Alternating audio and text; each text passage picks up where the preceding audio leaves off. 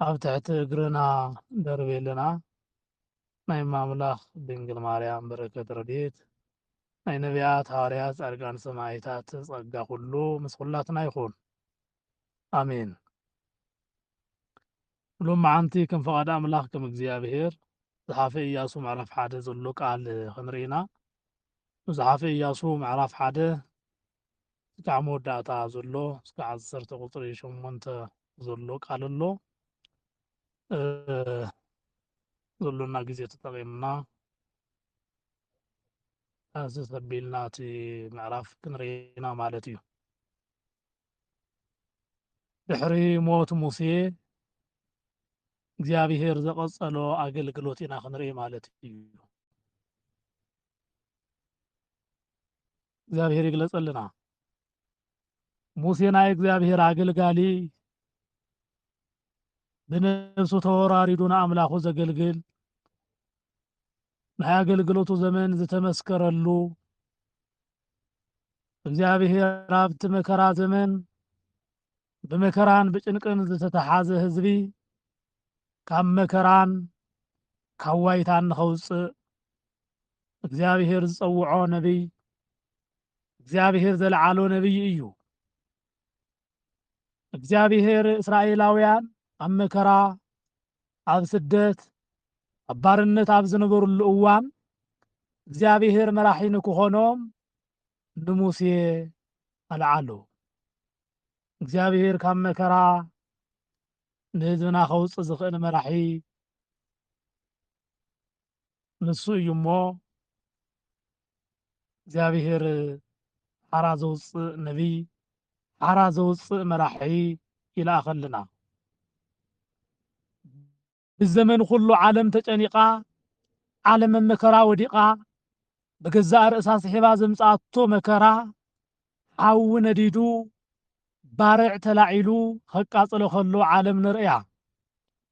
ግን እግዚአብሔር ባዕላ ዘምፅኣቶ ሓዊ እዩ ይልብልባ ይብልዓያ ይቃፅላ ኢሉ ግን ኣይገድፋን። ምክንያቱ ፍታ ዓለም እቲኣ ዝኸበረ ፍጥረት ወዲ ሰብ ስለ ዘሎ ማለት እዩ። ንሙሴ እውን እስራኤላውያን በገዛእ ሓጢኣቶምን በደሎምን ምኽንያት መከራ በፂሕዎም ነይሩ። ደቂ ያዕቆብ ንሓዎም ንዮሴፍ ሸይጦምዎ ብግፍዒ ንሓዎም ኣመሓላሊፎም ንመከራ ሂቦምዎ ነይሮም። ንሱ ቅኑዕ ሰብ ስለ ዝነበረ ምስ ኣምላኹ ምስ እግዚአብሔር ይዘራረብ ዝነበረ ህፃን ስለ ዝኾነ ምርቃት ወላዲኡ ዝሓደሮ ስለ ዝነበረ ኣሕዋቱ ሓሊፎም ንመከራ እንኳ እንተሃብዎ እግዚአብሔር ግን ምስኡ ነይሩ። እግዚአብሔር በቲ ዘሕሰርኩምዎ ከኽብረኩም ኢሉ ንእስራኤላውያን ንደቂ ያዕቆብ በቲ ንባርነት ንሞት ሓሊፎም ዝሓብዎ ሓቦም ኣኽበሮም። እግዚአብሔር እንታይ እዩ ዝብል ዘሎ ኣብዚ ይኽእል እየ ንሞት ሓሊፍኩም ዝሃብኩምዎ ህይወት ዘርኤ እቲ ዝቐተልኩምዎ እቲ ምውዝ ዝበልኩምዎ እንኳ ከይተረፈ መድሓኒት ገይረ ምልዓል ይከኣለኒ እዩ ክብል እቲ ዝሸጥዎ ሓቦም መጋብን ሰራዕን ገይሩ ክንዲ ሞት ዝለኣኹሉ ንሱ ግን ምሕረት ሃቦም ምሕረት ገበረሎም። ድሓር ግን ንዮሴፍ ዘይፈልጥ ንጉስ መፂኡ እስራኤላውያን ክንድታ ዝገበርዋ እግዚአብሔር መከራ ኣምፅኣሎ ሓጢኣቶምን በደሎምን ንመከራ ኣውደቐቶም። ሎሚ ንሕና መከራ እንቅበሎ መብዛሕቲኡ ብሓጢኣትና እዩ። ኣብዛ ዓለም እዚኣ ናይ መከራ ናይ በደል ናይ ጭንቂ ዓለም እንኳን ከይተረፈ ነብረላ ዘለና ብሓጢኣትና ምኽንያት ዝወደቕናላ ኣወዳድቃ እያ እምበር ናይ ወዲ ሰብ መንበሪኡ ኣብ ዘይነበረን ናብዚ ናብ ድሕሪት ታሪክ ዝኸድ ኩሉ ምኽንያት ስለምንታይ እዩ? እግዚአብሔር ንህዝቡ ኣይደርበዮምን ንህዝቡ ኣይሓደጎምን። ንሕና ሽሕ እንኳን ተበድልና ببدلنا جزيك قصعنا يخليو جين قاصعو أيطفأنا بدلو من حاتياتو من رئيو نإسرائيلاويان خطفهم عايدلين عليتم برخا خوينو خطفيو أب جبس خطفيو خطرف عايدلين مغنياتو ناي أبراهام قال كيدان ذكره ناي أيقوم ناي إسحاق قال كيدان ذكره بز مخنيات أبارنتين أب قفعن ولا أنت خونو نموسي آل عيلو نهزو خمرح እግዚአብሔር ጀመረ ተስፋ አብዝ ጸንቀቁሉ እዋን ተስፋ አብዝ ወደሉ እዋን እግዚአብሔር ከም በሐድሽ ስራሕ ጀሚሩ ኣብ ኢድ ጸላኢ ንሙሴ አዕብዩ ንህዝብ እስራኤል ክመርሖም ጀመረ ዜናዩ ክርስቶስ ምስላ እዩ ካብ መከራ ካብ ባርነት ከውጽኦም ሙሴ በእግዚአብሔር ተላኢኹ መጸ ሙሴ ክንድ ዝካአሎ አገልግሉ ንአምላኹ ንእግዚአብሔር ይድሃበ መቸም ኣብዛ ዓለም እዚኣ ዘለው ሰባት ንሰባት ነፃ ምውፃእ ከም ዘይኽእሉ ከርእየና ኢሉ እግዚአብሔር እውን ሙሴ እንታይ ኮነ ዘመን ዕረፍቲ ገደቦ ዓረፍተ ዘመን ገዲብዎ ወይ ከዓ አኺልዎ ናብታ ሁላትና ንኸዳ ሁላትና ዘይተርፈና ዓለም ከደ ኣብዚ ዘርእየና ነዛ ዓለም እቲ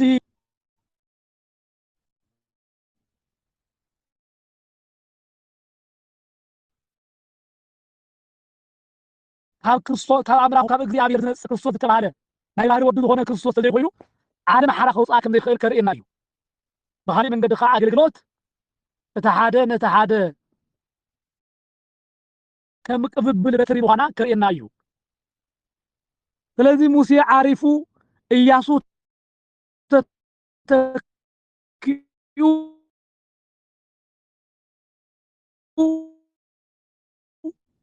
ኣገልግሎት ከም ዝጀመረ ይነግረና ምዕራፍ ሓደ ካብ ፍቅዲ ሓደ ክነንብብ ከለና ዝህበና መልእኽቲ እቲ ናይ እግዚአብሔር ዓብይ አገልጋሊ ሙሴ ምስ ዓረፈ እግዚአብሔር ረዳኢኡ ገይርዎ ዝነበረ በነገር ሁሉ ይሕግዞ ዝነበረ ኢያሱ ስራሕ ጀመረ ናይ እግዚአብሔር አገልግሎት ካብ ኦሪት አገልግሎት ካብ ብሉይ ኪዳን ጀሚራ እስካብ ሕዚ ዘለና እያ ቅብብል እያ ሎሚ ንሕና ንምህር ኣለና ንሕና ክንሓልፍ ከለና ቀጸልቲ ኣለው መገብትን ሰራዕትን እግዚአብሔር ኩሉ ግዜ የዳልው እዩ ምክንያቱ ነቲ ህዝቡ ዝግደስ ኣምላኽ ስለ ዝኾነ ሐዋርያት ምስ ሓለፉ ሐዋርያና ኣብ ቀጺሎም እዮም ካብኣቶም እውን ካልኦት ቀጺሎም እዮም ስለስሚት 18 ሊቃውንቲ ቀጺሎም እዮም ካብኦም ውረድ ተዋረድ ዘሎ ቃል ሕዚ እውን ናይ ኣምላኽ ቃል ከም በሐድሽ ይንገረሎ ምክንያቱ እግዚአብሔር ናይ ባዕሉ ሰራሕተኛታት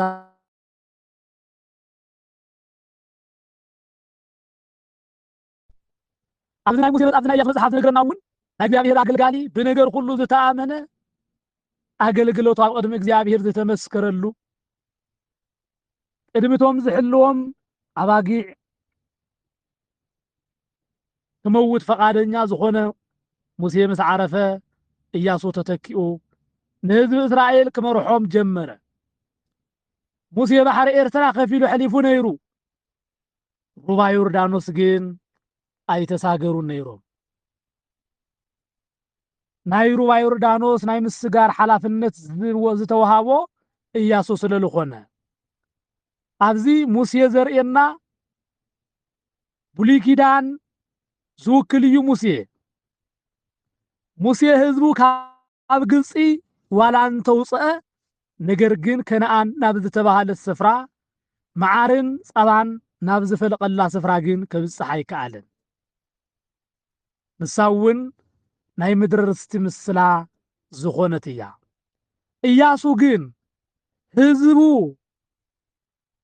ዮርዳኖስ ተሻጊሩ እታ ቃል ኪዳን ዝተኣተወትሎም ስፍራ ኣውሪስዎም እዩ። እዚ ብምስላነቱ ክንሪኦ ከለና ናይ ኦሪት ሕጊ ንሰባት ኩሉ ምድሓን ከም ዘይከኣለት ይነግረና። ኣብ ኦሪት ዝነበረ መስዋዕቲ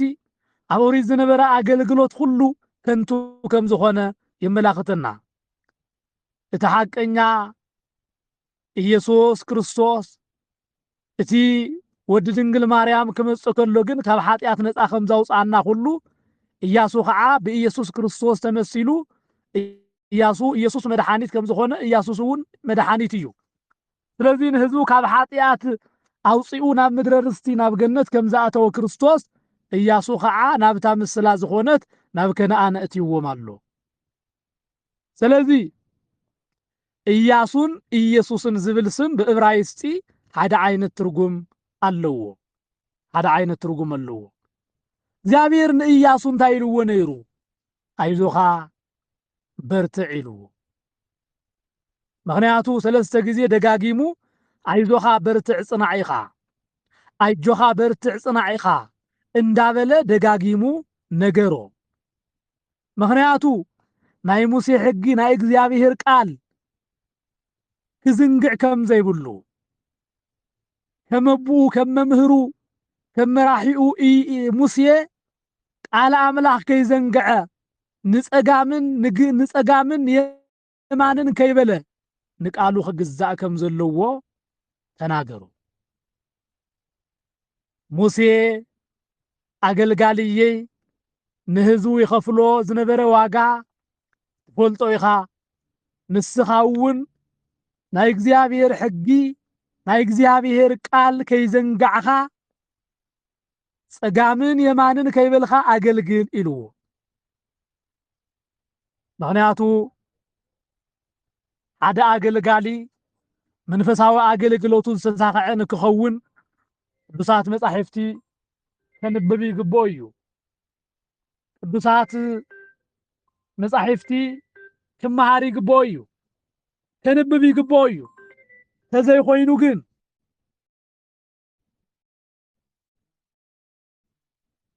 ነቶም ዝምህሮም ህይወት ዘለዎ ትምህርቲ ክምህር ኣይክእልን። ሓደ መምህር ተማሂሩ ጥራይ ከምህር ክወፅእ ኣይክእልን። ስለልሸምደዶ ስለልሓዞ ኣይኮነን። ቅዱሳት መጻሕፍቲ ምንባብ ቀትርን ለይትን ሕጉ ክንሕሉ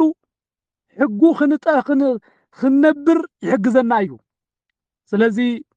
ንኢያሱ እንታይ ኢልዎ ኣሎ እግዚአብሔር ማለት እዩ? የማንን ጸጋምን ከይብልካ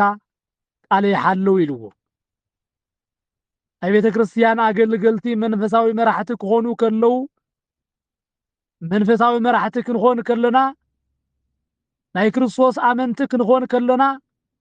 ብህይወትና ናይ ዓወት ሰባት ክንኸውን ምእንታን ካብ ፈተና ዓለም ክንወፅእ ምእንታን ቅዱሳት መጻሕፍቲ ክነንብብ ሕጉ ኩሉ ግዜ ክነንብቦ ይግባአና። እቲ ሕጊ ክነንብቦ ከሎና አእምሮና ከሰላስል አእምሮና ክሓስብ ይገብሮ እዩ። ቃሉ ክነንብብ ከለና ክንመላልሶ ከለና እቲ እንፈልጦ ቃል ካብ አእምሮና ከይርሳዕ ምእንታን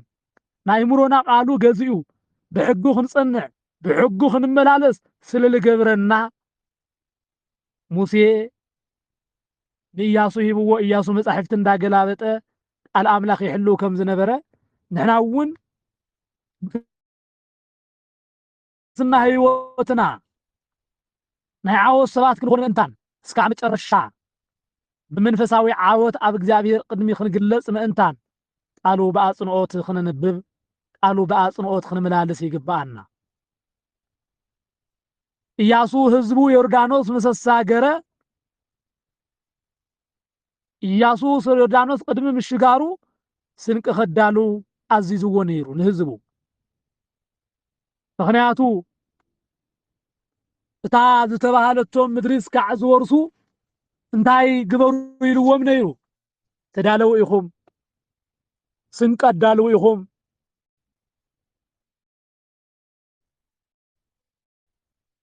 ደቂ ተባዕትዮን ደቂ ኣንስትዮን ኩላትኩም ኣብ ዮርዳኖስ ተሳጊርካ ዘሎ ስፍራ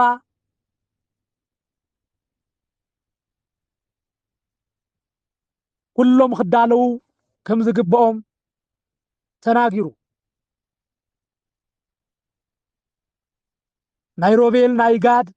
ናይ መናሴ ነገድ እዚኣቶም ኩሉ እታ ምድሪ እስካዕ ዝወርሱ ሓቢሮም ክዋግኡ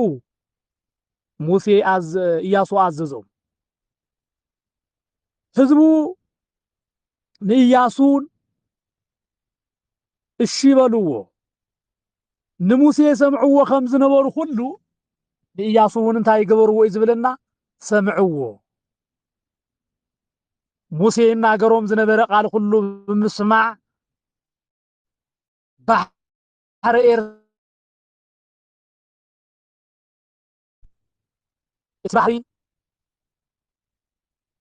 ባሕሪ ከም ግድግዳ ኮይኑ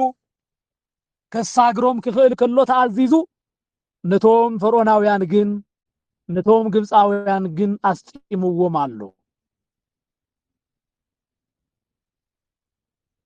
እቲ ናይ ኤርትራ ባሕሪ ከስጥሞም ወይ ከዓ ከይውሕጦም ዝገበረ ተኣዛዝነቶም እዩ። ሙሴ ዝበሎም ይእዘዙ ከም ዝነበሩ ቀዳሞት እስራኤላውያን እዞም ብኢያሱ ዘመን ዝነበሩ እውን ንሙሴ ንሰምዖ ከም ዝነበርና ንዓኻ ንሰምዕ ኢና ኢሎምዎ። እዚ እንታይ ትርጉም እዩ ዘርእየና? ዮርዳኖስ ቅድሚ ምሽጋርኩም ትንቀዳሉ ኢልዎም አሎ።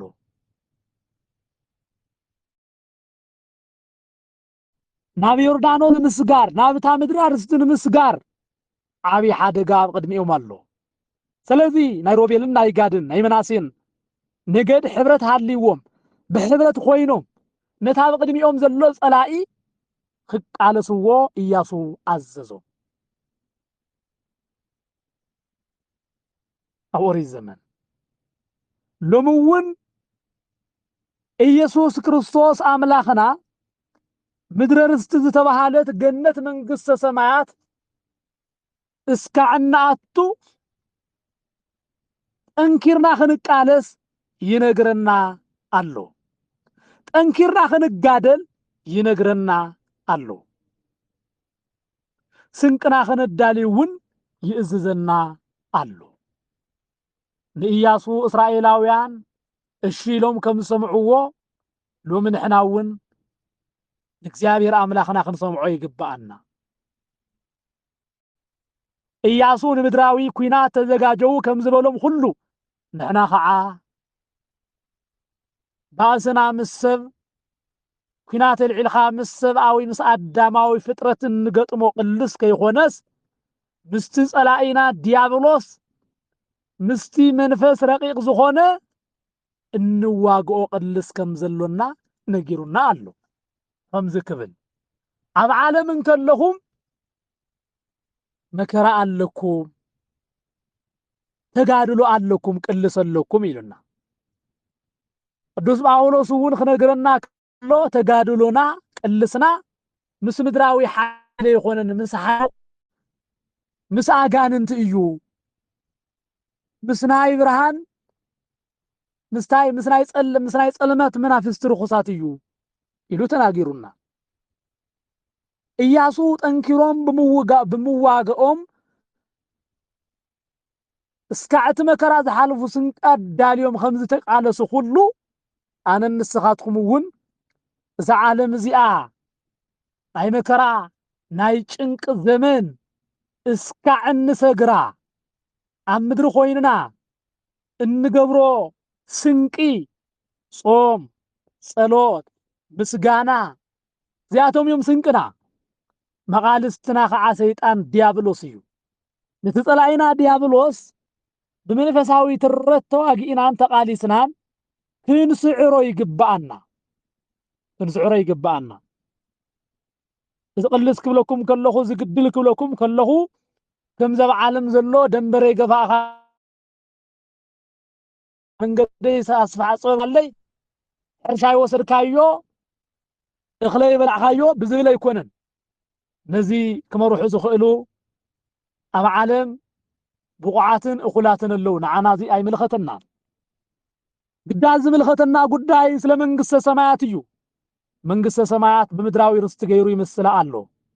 ኢያሱ ነታ ምድራዊ ርስትን ክወርሱ ክንዲ ዝቕልስ ከም ዝገበሩ ክንዲ ዝቕልስ እውን ካብ ገበሩ ኣነ ንስኻትኩም እንዳ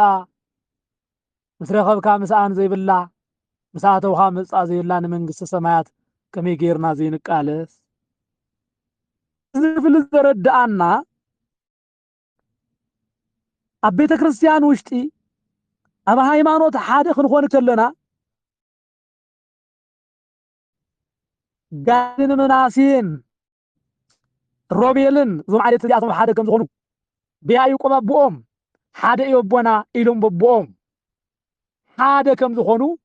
ኣነ ንስኻትኩም እውን ብክርስቶስ ሓደ ኢና ብዙሓት ክንኾን ከለና ብክርስቶስ ክንደይ ኢና ሓደ ኢና ናይ ሓደ ክርስቲያን ሞት ንኹላትና ክስማዓና ይግብኦ ናይ ሓደ ክርስቲያን ስቃይ ናይ ኩላትና ስቃይ ክኾን ይግብኦ ናይ ሓደ ሰብ ጭንቀት ናይ ኩላትና ጭንቀት ክኾን ይግብኦ ሮቤልን ጋድን ምናሴን ሕብረት ፈጢሮም ንጸላዮም ከም ዝተቃለሱ ንሕና እውን ክርስቲያን ሓደ ኮይንና ብሕብረት ኮይንና ብስምምዕ ኮይንና ነቲ ሓደ ጸላኢና ዲያብሎስ ክንቃለሶ ይግባአና ስለዚ ኣብ ቤተ ክርስቲያን ውሽጢ እንታይ ከም ዘድልየና እዩ ዝነግረና እንተኢልና እንበዓልትና ምርድዳእን እንበዓልትና ምትሕግጋዝን ከምውን ንመንፈሳውያን መራሕቲ ቦታትና ንኢያሱ እቶም ህዝብታት እስራኤል ንሙሴ ከም ዝተኣዘዝናዮ ኩሉ ንዓኻ ክንእዘዘካ ኢና ኢሎም ፈቃዶም ከም ዝገለጽሉ ሎሚ እውን ንዘለዉ መማህራናን ኣቦታትናን ክንሰምዕ ይግባአና ከም ዝግበሩ ከም ዘይትግበሩ ከም ዝፈጽሙ ከም ዘይተፈጽሙ ክብሉና ከለዉ ክንሰምዖም ከም ዝግባአና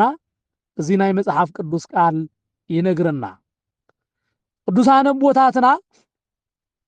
ዝሓሳብ እዚ ኣብ ህይወትና ክንገብሮ ይነግሩና ማለት እዩ ቅዱስ ቄርሎስ ክናገር ከሎ ምዚ ናይ ሙሴን ናይ ኢያሱን ጉዳይ ክናገር ከሎ ሙሴ ናይ ኦሪት ሕጊ ይውክል ይብለና ህዝቡ ካብ ግብፂ ባርነት ዋላ እንተውፃኦም ናብታ ተስፋ ምድሪ ዝተዋሃበቶም ንአብርሃም ዝተዋሃበቶ ተስፋ ግን ኣይኣተዎምን ምክንያቱ ናይ ኦሪት ሕጊ ፍጹምቲ ኮይና ከተድሕነና ንዘይመኽኣላ ምስላ እዩ ሰማያዊ መንግስቲ ርስቲ ክተውርሰና ከም ዘይትኽእል ዝርዳኣና እዩ እዚ ከዓ ሙሴ ኣብ ምድረ በዳ ሞይቱ ይነግረና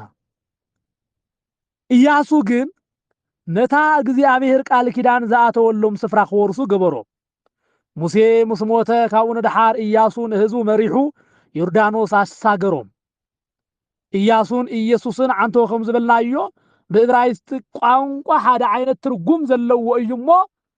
ኢየሱስ ክርስቶስ ናይ ሓድስ ኪዳን መስራቲ ሊቀ ካህናትና ንባዕሉ መስዋዕቲ ገይሩ ቅሪቡ ዘድሓነና ንሱ በመንግስተ ሰማያት አውረሰና ኢያሱ ማለት ኢየሱስ ማለት መድሓኒት ማለት እዩ ስለዚ ናይ ሙሴ ሕጊ ምስ ሓለፈ ሓቀኛ ኣድሓኒ ክርስቶስ ተለዓለ ንሱ እውን ብጥምቀት ዮርዳኖስ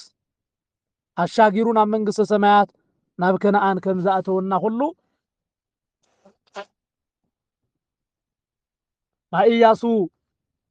ናብ ምድረ ርስቲ ከም ዘውረሶም ኩሉ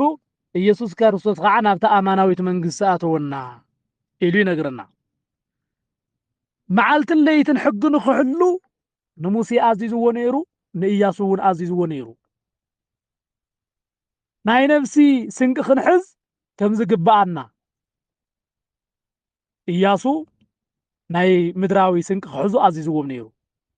ቅዱስ ዮሐንስ አፈወርቂ ከምዚ ይብል ኢያሱ ኣብ ቅድሚት ኮይኑ ነቲ ዓብይ ኩናት ይመርሕ ነበረ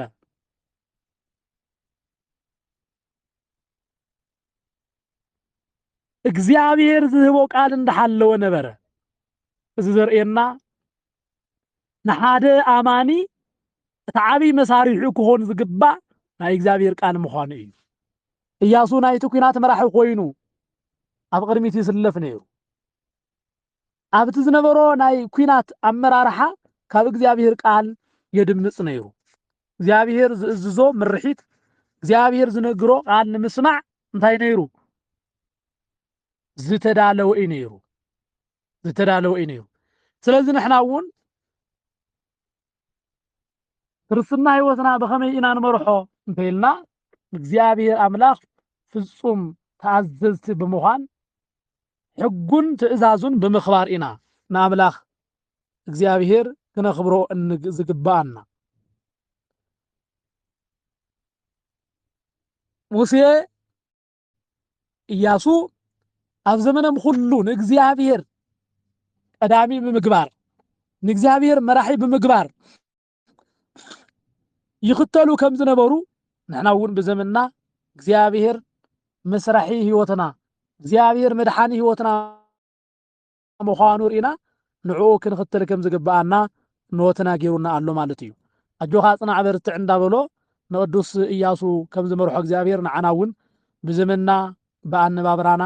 ብክርስትና ህይወትና ኣብዛ ዓለም እዚኣ ብእን ንብራ ኩሉ ኣይጆኹም እንዳበለና ዝሕግዘና ኣምላኽ ምዃኑ የርእየና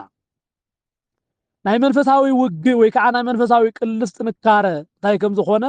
ቅዱስ ኣምብሮስ ዝተባሃለ ክገልጽ ከሎ እግዚአብሔር ንኢያሱ ጽናዕ ዝበሎ ብስጋ ጉልበት ብስጋ ሓይሊ ከይኾነስ ብሃይማኖትን ብቅድስናን ክብርትዕ ምእንታን እዩ ይብል ንሕና ህዝበ ክርስቲያን እውን ኣብዛ ምድሪ እዚኣ ክንነብር ከለና ስጋዊ ጸላኢ ከይኾነስ ክንጥንክር ክንቃለስ ዝነግረና ዘሎ ምስ ዲያብሎስ ምስ ረቂቕ ዲያብሎስ እንገጥሞ ቅልስ እንገጥሞ ተጋድሎ እዩ ይብለና ምክንያቱ ብእግዚአብሔር ቃል ክንብርትዕ እግዚአብሔር ኣጆኹም ክብለና ከሎ ኢና ንሰይጣን ንስዕሮ ኣብ ሰማይ ሰልፊ ኾነ ይብል ዮሐንስ ራእይ ምዕራፍ 12 ካብ ፍቅዲ 5 ኣብ ሰማይ ሰልፊ ኾነ ሚካኤልን ሳጥናኤልን ውግእ ጀመሩ ኣብ ሰማይ ውግእ ጀሚሩ ሰልፊ ኾነ ውግእ ተጀመረ ቅዱስ ሚካኤልን ሰራዊቱን ሰዓሩ ከመይኦም ስዒሮም ኣብ ትርጓሜ ቦታትና ሚካኤልን ሰራዊትን በሓይሎም ንኽስዕሩ ጽዒሮም ነይሮም ግን ኣይከኣሉን እግዚአብሔር ሓይል ክቦም ከሎ ኣይዞኻ ጽናዕ በርትዕ ከም ዝበሎ ንኢያሱ ጽንዑ በርትዑ ዝብል ቃል ካብ እግዚአብሔር ክወጽእ ከሎ ንጸላእዮም ስዒሮም ኣለዉ ኢያሱ እውን በዚ ቃል እዚ ብእግዚአብሔር ኣምላኽ ቃል ከም ዝሰዓረ እዩ ዝነግረና ስለዚ ንዓና ሓይልና ብርትዓና ዕጥቅና መን እዩ ናይ እግዚአብሔር ቃል እዩ ናይ እግዚአብሔር ሰይፈ ቃል ተዓጠቁ እዩ ዝብለና ወደ ናይ ወንጌል ጫማ እውን ተጨመው ወይ ከዓ ናይ ወንጌል ጫማ እውን እሰሩ ግበሩ ይብለና ስለዚ ቅዱስ ኣምብሮስ ከም ዝብለና ዘሎ ልብና ከይፈርሐ ብእግዚአብሔር ኣሚንና ነቲ ጸላኢና ሓያል ዝተባሃለ ዲያብሎስ ክንቃለሶ ከም ዝግባአና እዩ ዝነግረና እግዚአብሔር ኣምላኽ ነቲ ጸላኢ ዲያብሎስ ብሓይሊ እግዚአብሔር ኮይንና ክንስዕሮ ይሓግዘና ብመሰረቱ ጸላኢና ዲያብሎስ ዓቕሚ የብሉን ዝተዋረደ እዩ ዝተሰዓረ እዩ ጃህራን ጉራን እዩ ዘለዎ ንዓና ንክርስቲያን ክስዕረሉ ዝኽእል ዓቕሚ የብሉን በዓልትና ፈሪሕና በዓልትና ንኢስና ኣብ እግዚአብሔር ዘለና እምነት ጎዲሉና ምናልባት ክስዕረናን ከጥቃዓናን ይኽእል ዳ እምበር ንዓና ጫፍና ክነክእ ዓቕሚ የብሉን ምክንያቱ ንሕና ናይ ክርስቶስ ሓይሊ ዝሓደረና ናይ እግዚአብሔር ስልጣን ዝተቐበልና ናይ ውልድነት ስልጣን ዝተዋሃበና ስለልኾንና ስም ኢየሱስ ክርስቶስ ክነልዕል ከለና ሰይጣን ይህርር እዩ ምድርን ሰማይን ሁሉ ይንቅጥቀጥ እዩ ኢያሱ እግዚአብሔር ኣጆኻ ኣይትፍራሕ ጽናዕ በርትዕ ዝበሎ ኣብ ልዕሊ ጸላእዩ ሓይሊ ንክኾኖ እዩ ዝቃል ዝነገሮ نحن ኢየሱስ ክርስቶስ ደቁ ኢና ንስሙ ሁሉ ብርክዝ ሰግደሉ ፍጥረት ሁሉ ዝምብርከኸሉ ኣምላኽ ሽሙ ክንጽውዕ ከለና ዲያብሎስ ይርዕድ እዩ ዲያብሎስ ይድንግጽ እዩ ዓቕሚ የብሉን ዲያብሎስ ኣብ ዝኸደ ሁሉ ተሳዒሩ እዩ ኣብ ናይ ሰማይ ሰልፊ ምስ መላእኽቲ ገጢሙ ተሳዒሩ እዩ ኣብ መስቀል እውን ኣብ ቀራንዮ ኣምላኬ ኣምላኬ ለምን ተሃደግከኒ ኢሉ ክጽውዕ ከሎ ተራሰብ እዩ ኢሉ ቀሪቡ ተሳዒሩ እዩ ቅዱሳን መላእኽቲ ቅዱሳን ነቢያት ቅዱሳን ሐዋርያት ቅዱሳን ሰማዕታት ቅዱሳን ኣዴታትና ኩሎም ስዒሮምዎ እዮም ሎሚ ንፈርሖን ንድንግጸሉን ዘለና ነቲ ዝተሰዓረን ነቲ ዝወደቐን ነቲ ዝተረገጸን እዩ ምፍራሕስ ንእግዚአብሔር እዩ ፈሪሕኻን ኣኽቢርካን እትሕዙ ኣምላኽ እስካዕ መጨረሻ ዘኽብረካ ንዲያብሎስ ፈራሕናዮ ኣይፈራሕናዮ ኣይለቅቐናን ኣኽቢርናዮ ኣየኽብረናን ደፊርናዮ እውን ናይ ዓቕሙ ምጽዓሩ ኣይተርፍን ስለዚ ኢያሱ ብእግዚአብሔር ኣሚኑ ንጸላዩ ዲያብሎስ ስዒሩ ነቶም ዝመርሖም ናብታ ዝደልይዋ ስፍራ ከም ዝኣተዎም ንዓይን ንዓኻትኩም ሓራ ዘውፅኣና ካብ ጽልመት ናብ ብርሃን ዘምጽኣና ካብ ውርደት ናብ ክብሪ ዝመለሰና መን እዩ ኢየሱስ እዩ ሽሙ ዝተመስገነ ይኹነልና ካብ መከራ ዘውፅኣና ካብ ጭንቂ ዘድሓነና ኢያሱ ነቶም ሰራዊት ጸላእቲ ኩሉ ስዒሩ ንህዝቡ ናብ ምድረ ርስቲ ከም ዘኣተወ ኢየሱስ ከዓ ንዓይን ንዓኻትኩምን ናብታ ምድረ ርስቲ ዘእተወና ንዲያብሎስን ንሰራዊቱን ኣሲሩ እዩ ብሓዊ ዛንጀር ብሰንሰለት ኣሲሩ ንጸላኢና ዲያብሎስ ናብ ገነት ዘእተወና ንሱ እዩ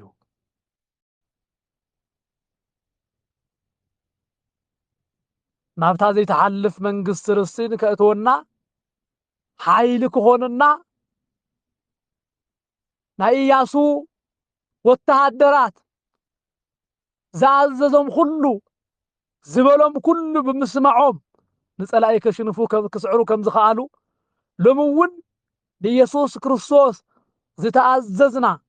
ብስሙ ሓይሊ ዝተመካሕና ኩሉ ንጸላኢ ዲያብሎስ እንስዕረሉ እንቅጥቅጠሉ ስልጣን ተዋሂብና ኣሎ ዲያብሎስ ኣብ ሓቀኛ ኣማኒ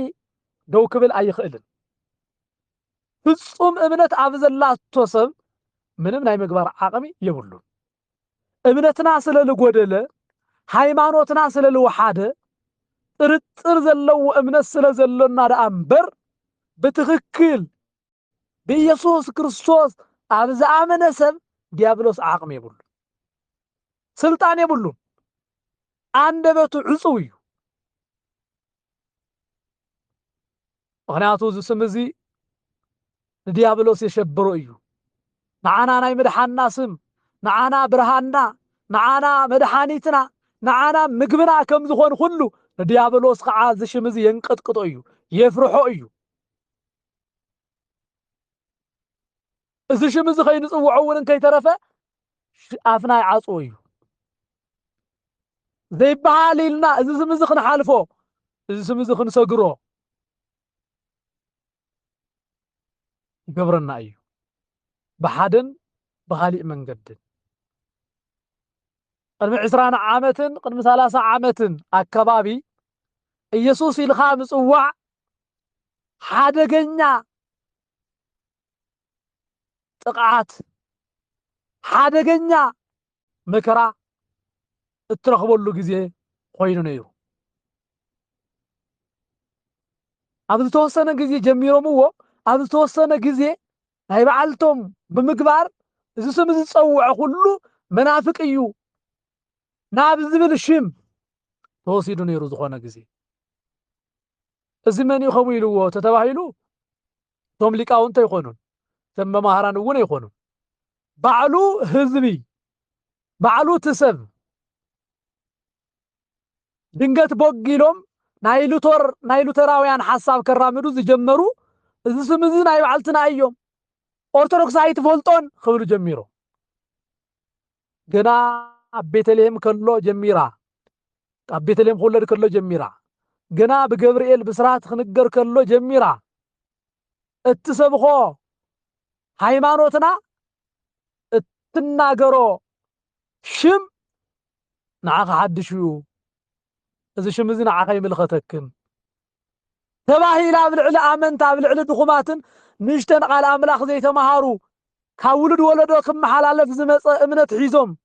ብዙሕ ናይ መጽሓፍ ቅዱስ ኣፍልጦ ኣብ ዘይብሎም ኣብ የዋሃን ምእመናን ልቢ እዚ ቃል እዚ ኮ እስካብ ሕዚ ዘይተነገረኩምን እዚ ኢየሱስ ዝብል ስም እኮ እስካብ ሕዚ ዘይተነገረኩም ስለለይፈትውዎ እዮም ማርያም ተምልኹ ኣለኹም ሚካኤል ተምልኹ ኣለኹም ብዝብሉ ሐሳውያን ቢጻ ሐሳውያን መጺኦም ንህዝብና በኪሎምዎ ነይሩ እግዚአብሔር ይመስገን ሰዓትን ጊዜን ሓሊፉ ሎሚ ህዝብና በዝታለሉ መንገዲ የለን ኣምበር ፈቆዶ በረኻ ፈቆዶ መንገዲ እሞ መጽሐፍ ቅዱስ ደርአዩ መጽሐፍ ቅዱስ እኳ ይተመረን ቤተ ክርስቲያን እንዳበሉ መጽሐፍ ቅዱስ ግዕዝ ብግዕዝ ትርጓሜ የቐሚጣ ካብ ቋንቋ ናብ ቋንቋ ብትርጓሜ በአንድምታ ዝተርጎመት ቤተ ክርስቲያን ምንም ከም ዘይትፈልጥ ገይራ ሽም ጸለመ መሃብ ጀሚሮም ነይሮም በትሽዑ ኢየሱስ ኢሉ ሓደ መምህር ኣብ ኣውደ ምሕረት ክሰብኽ ከሎ ታይ ክባሃል ጀሚሩ እዚ ስም ስመን ዝውዕል ዘሎ ኢየሱስ ኢየሱስ ክብል ጀመረ ኢየሱስ ኢየሱስ ዝብል ሽም ኣብዝሐ ዝብል ተጀመረ እግዚአብሔር ይመስገን ጊዜ ዳኛ እዩ ጊዜ ዳይና እዩ ፈሊዩ ሕዚ ናትና ኢየሱስን ናታቶም ኢየሱስን ዝተፈለየ ኮይኑ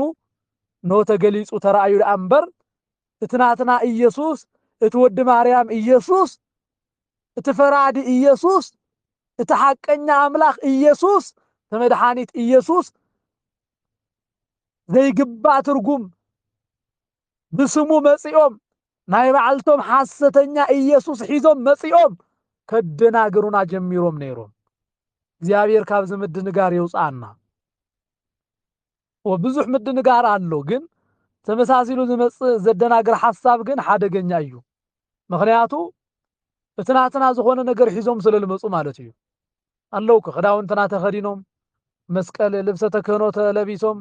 መስቀል ሒዞም ብዙሕ መገዲ ንዓና ከታልል ብዝኽእል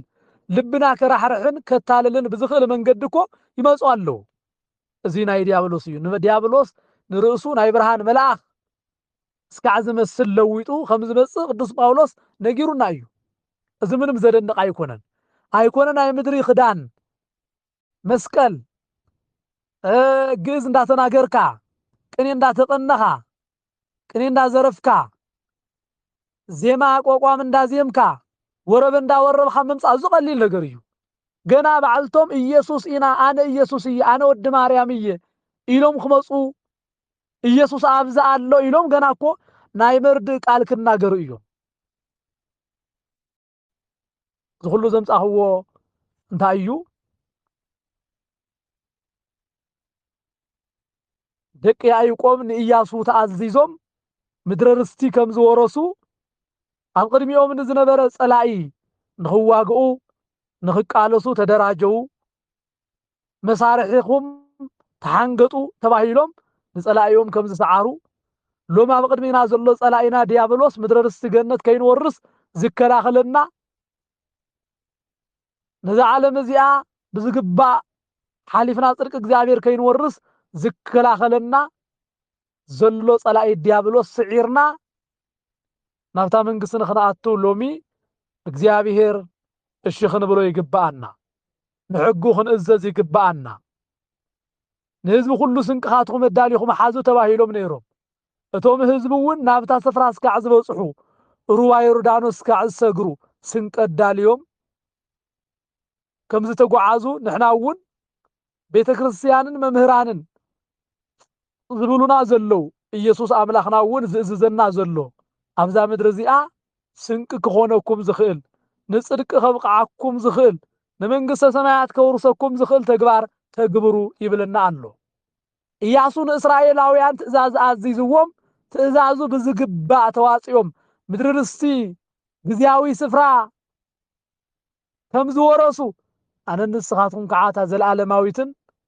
እታ ዘይተሓልፍን መንግስቲ ክንወርስ ኣምላኽና እግዚኣብሔር ኢየሱስ ክርስቶስ መድኃኒ ዓለም ስጋኡ ቆሪሱ ደሙ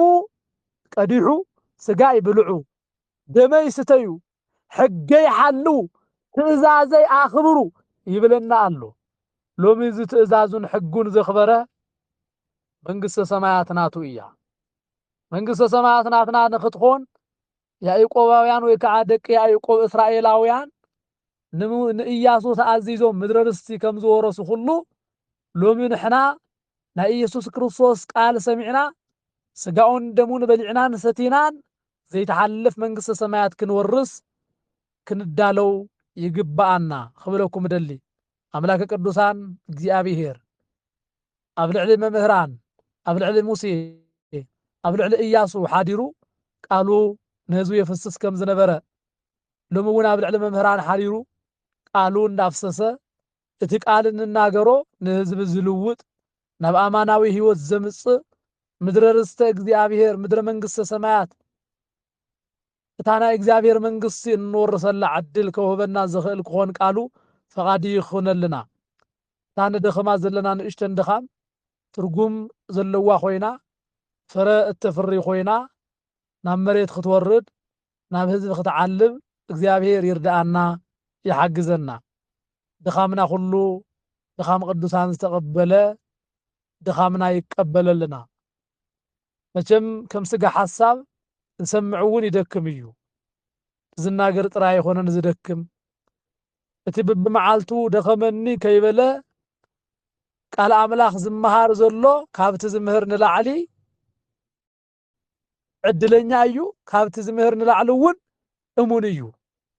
እቲ መምህርስ ቃል ኪዳን ተቐቢሉ ከምህር ወፂኡ ኣሎ ዝመሃር ግን ኮፍ ኢሉ ዝሰምዕ ግን ዕድለኛ እዩ ዕድለኛ እዩ ዕድለኛ ጥራይ ኣይኮነን ዋጋኡ እውን ክረክብ እዩ ዋጋና ሓንቲ እያ እሞ ንኹላትና ዋጋ ዝህበና መንግስቱ ዘውርሰና መድኃኒ ዓለም ክርስቶስ ዋጋ መንግስተ ሰማያት ይግበረልና ኣብዚኣ ከም ዝተኣከብና ኣብ ሰማያዊት ኢየሩሳሌም ይኣክበና ዝመሃረና ዝመዓድና ናይ ቅዱሳን ኣምላኽ እግዚአብሔር ሽሙ ዝኸበረ